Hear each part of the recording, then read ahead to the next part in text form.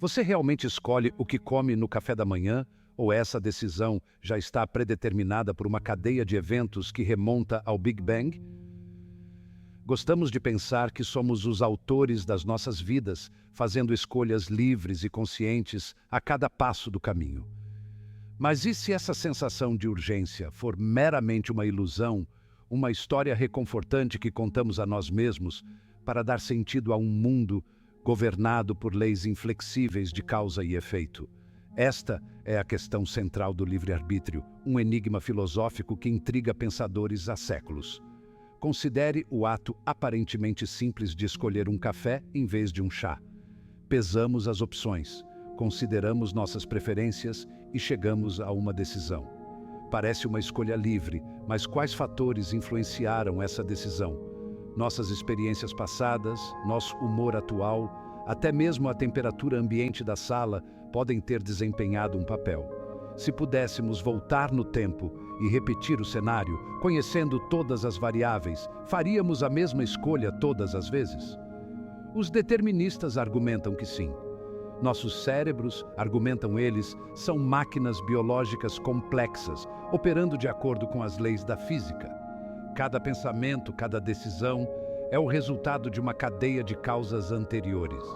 Assim como a trajetória de uma bola de bilhar é determinada pelo ângulo e força do taco, também nossas escolhas são determinadas pela complexa interação de neurônios e neurotransmissores em nossos cérebros.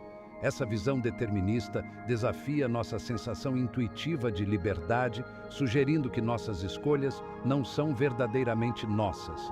Mas se nossas escolhas são predeterminadas, o que acontece com a responsabilidade moral?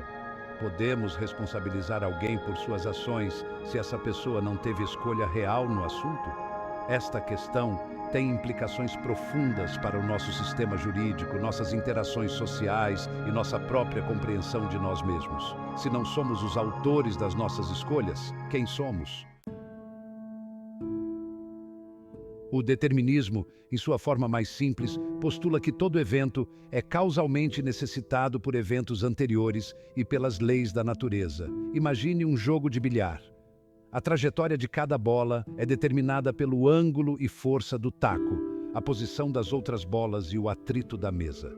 Não há aleatoriedade, nenhum elemento de escolha.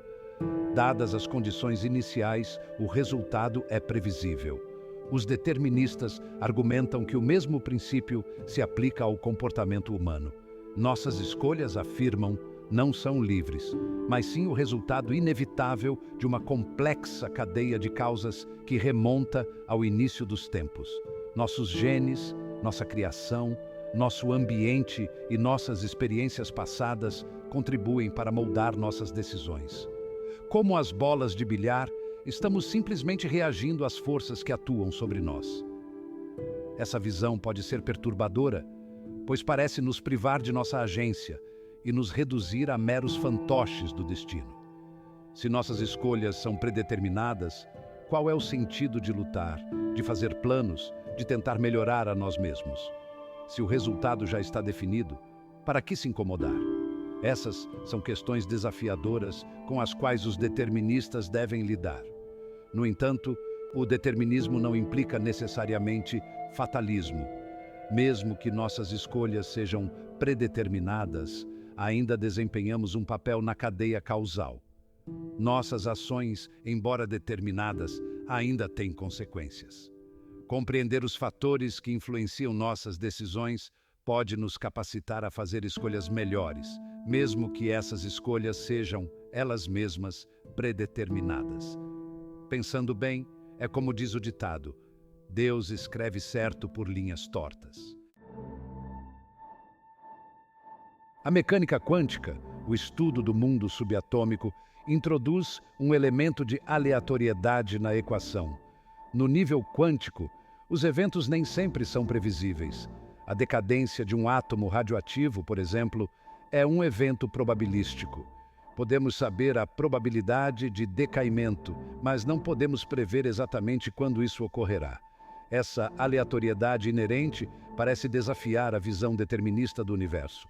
Alguns argumentam que essa indeterminação quântica fornece uma brecha para o livre-arbítrio. Se nossos cérebros são influenciados por eventos quânticos, então talvez nossas escolhas não sejam inteiramente predeterminadas.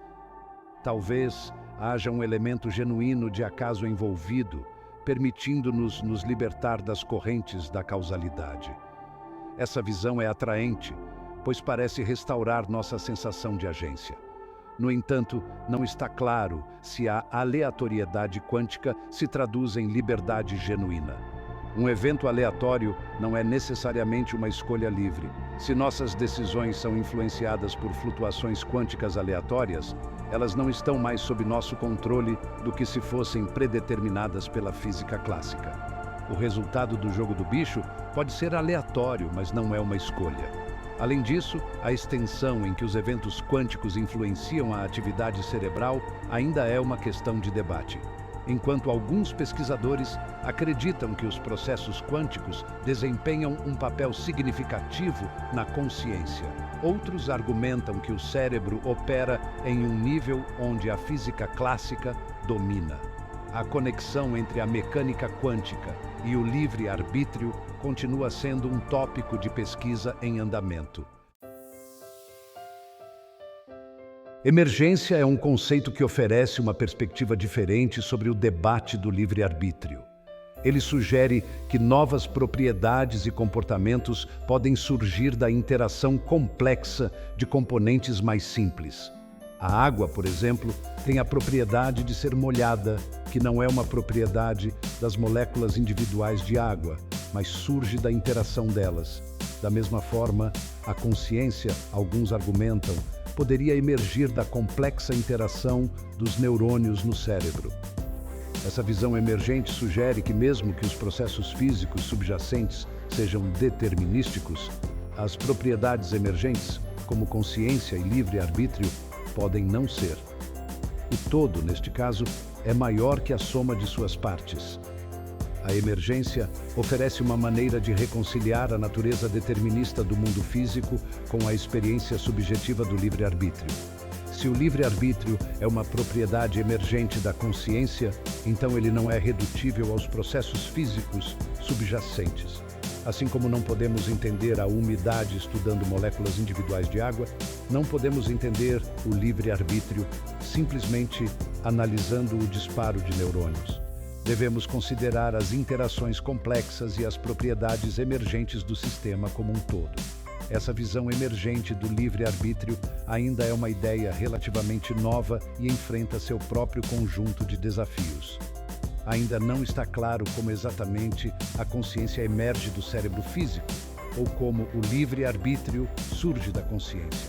No entanto, a emergência oferece uma avenida promissora para explorar o problema do livre-arbítrio e pode, em última análise, fornecer uma maneira de reconciliar o determinismo com nossa experiência subjetiva de liberdade. Seção 5. O cérebro. Um sistema complexo determinista. O cérebro humano é indiscutivelmente a estrutura mais complexa do universo conhecido. Com bilhões de neurônios interconectados em redes intricadas, é uma maravilha da engenharia biológica. Nossos pensamentos, emoções e decisões surgem da complexa interação desses neurônios, comunicando-se uns com os outros através de sinais elétricos e químicos. Mas esse sistema complexo é determinista? A neurociência fez progressos notáveis na compreensão do funcionamento do cérebro. Podemos agora observar a atividade cerebral em tempo real, identificar regiões associadas a funções específicas e até manipular circuitos neurais para alterar o comportamento. Esse conhecimento crescente do funcionamento interno do cérebro parece apoiar a visão determinista. Se podemos entender os processos físicos subjacentes aos nossos pensamentos e decisões, isso sugere que esses processos são governados por leis deterministas. Estudos mostraram que certos padrões de atividade cerebral podem prever decisões antes mesmo de estarmos conscientemente cientes de tomá-las. Essa descoberta levanta questões sobre o papel da vontade consciente em nossos processos de tomada de decisão. Se nossos cérebros já estão tomando decisões antes de estarmos conscientemente cientes delas, isso significa que nossa experiência consciente de escolha é meramente uma ilusão? No entanto, a complexidade do cérebro também torna difícil provar definitivamente o determinismo. Embora possamos identificar correlações entre atividade cerebral e comportamento, é desafiador estabelecer relações causais com certeza. O cérebro é um sistema dinâmico e adaptativo, mudando constantemente em resposta a estímulos internos e externos. Essa plasticidade torna difícil prever o comportamento com precisão absoluta. Seção 6. O peso da responsabilidade moral. A questão do livre-arbítrio tem profundas implicações para a responsabilidade moral. Se nossas ações são predeterminadas, podemos realmente ser responsabilizados por elas? Nosso sistema jurídico, nossas interações sociais e nosso próprio senso de identidade são construídos sobre a suposição de que somos responsáveis por nossas escolhas. Mas se o determinismo é verdadeiro, essa suposição pode ser falha. Se não somos verdadeiramente livres para escolher, então o conceito de punição como retribuição torna-se problemático. Se as ações de alguém são o resultado inevitável de seus genes, criação e ambiente, podemos puni-los justamente por essas ações? Isso não significa necessariamente que devemos abandonar todas as formas de punição, mas sugere que precisamos repensar a justificativa para a punição. Em vez de focar na retribuição, uma visão determinista pode levar a uma maior ênfase na reabilitação e prevenção. Se entendermos os fatores que contribuem para o comportamento criminoso, podemos desenvolver estratégias para abordar esses fatores e reduzir a probabilidade de crimes futuros. Essa abordagem se concentra em proteger a sociedade em vez de punir indivíduos por ações pelas quais não foram, em última análise, responsáveis. No entanto, mesmo que aceitemos uma visão determinista do comportamento humano, é difícil abandonar completamente a noção de responsabilidade moral. Nossas intuições sobre certo e errado, sobre elogio e culpa, estão profundamente enraizadas. Encontrar uma maneira de reconciliar o determinismo com nossas intuições morais continua sendo um desafio significativo. Seção 7. As implicações sociais do livre-arbítrio, ou a falta dele. O debate sobre o livre-arbítrio se estende além do reino da filosofia e da neurociência, atingindo a própria estrutura das nossas estruturas sociais.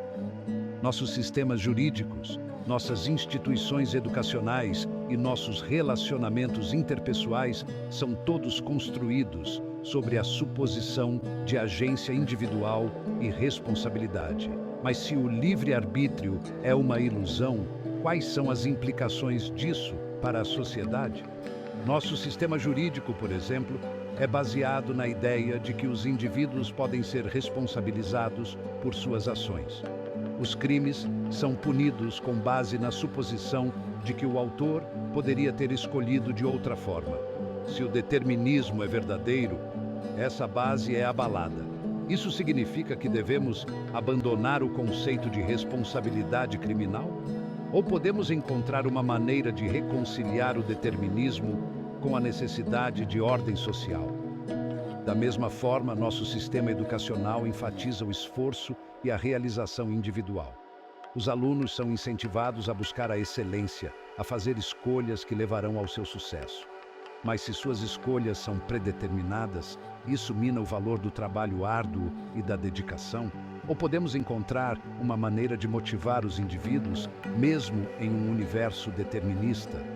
Essas são questões complexas, sem respostas fáceis. As implicações do determinismo para a sociedade são abrangentes e requerem consideração cuidadosa. Podemos precisar repensar nossas estruturas e instituições sociais para acomodar uma visão determinista do comportamento humano. Seção 8. A busca por significado em um universo determinista.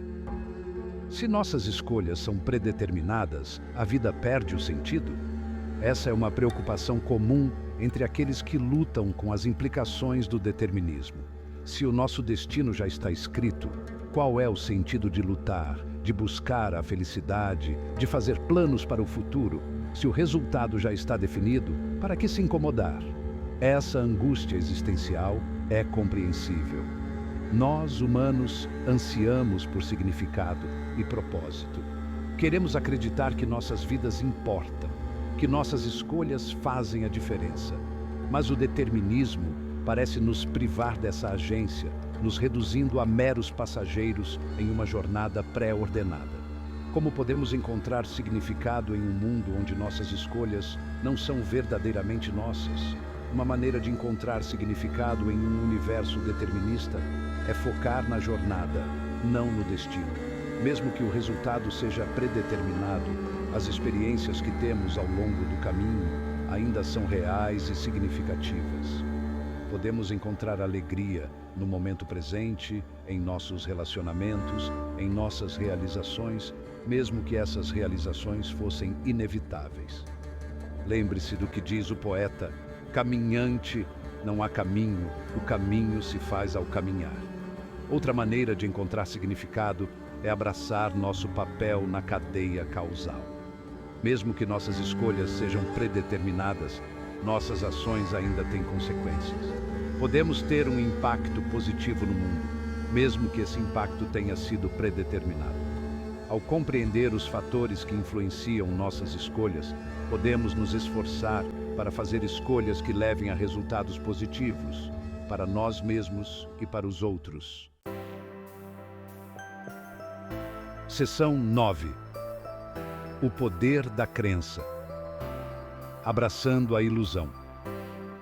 Mesmo que o livre-arbítrio seja uma ilusão, a crença no livre-arbítrio pode ter um impacto poderoso em nossas vidas. Estudos mostraram que indivíduos que acreditam no livre-arbítrio tendem a exibir um comportamento mais pró-social, maior autocontrole e um senso mais forte de responsabilidade pessoal. Isso sugere que a crença no livre-arbítrio, seja verdadeira ou não, pode ser benéfica. Talvez a sensação de agência, a sensação de que estamos no controle de nossas escolhas, seja essencial para o florescimento humano. Ela nos motiva a lutar, a nos aprimorar, a ter um impacto positivo no mundo. Mesmo que esse sentimento seja, em última análise, uma ilusão, ele pode servir como um poderoso motor para mudanças positivas. Abraçar a ilusão do livre-arbítrio pode ser uma abordagem pragmática para navegar pelas complexidades da existência humana. Ela nos permite funcionar efetivamente na sociedade, responsabilizar a nós mesmos e aos outros e encontrar significado e propósito em nossas vidas. Seja o livre-arbítrio real ou não, a crença nele pode ser uma força poderosa para o bem. Seção 10. O valor prático do livre-arbítrio. Independentemente de o livre-arbítrio existir em um sentido metafísico, o conceito tem valor prático em nossas vidas diárias. Operamos sob a suposição de livre-arbítrio, fazendo planos, estabelecendo metas e responsabilizando a nós mesmos e aos outros por nossas ações. Essa estrutura, mesmo que baseada em uma ilusão, fornece estrutura e significado às nossas vidas. Nossos sistemas jurídicos, instituições educacionais e interações sociais são todos construídos sobre o conceito de responsabilidade individual. Recompensamos o bom comportamento e punimos o mau comportamento com base na suposição de que os indivíduos poderiam ter escolhido de outra forma. Esse sistema, mesmo que falho de uma perspectiva determinista, serve a uma importante função social. A crença no livre-arbítrio também pode ser um poderoso motivador. Ela nos encoraja a buscar o autoaperfeiçoamento, a assumir a responsabilidade por nossas ações e a ter um impacto positivo no mundo. Mesmo que nossas escolhas sejam, em última análise, predeterminadas, a sensação de agência, pode nos inspirar a agir de maneiras que beneficiem a nós mesmos e aos outros. Portanto, embora o debate filosófico sobre o livre-arbítrio possa continuar, o valor prático do conceito permanece inegável. Ele fornece uma estrutura para navegar pelas complexidades da existência humana, motivando-nos a lutar por um futuro melhor, mesmo que esse futuro já esteja escrito. Seção 11. Vivendo com o desconhecido. A questão do livre-arbítrio é um mistério profundo que pode nunca ser totalmente resolvido. Podemos nunca saber com certeza se nossas escolhas são verdadeiramente nossas ou o resultado inevitável de uma complexa cadeia de causas. Mas talvez viver com essa incerteza faça parte da condição humana. Somos criaturas de compreensão limitada, lutando com questões que podem estar além do nosso alcance. Mas isso não significa que devemos abandonar a busca por respostas.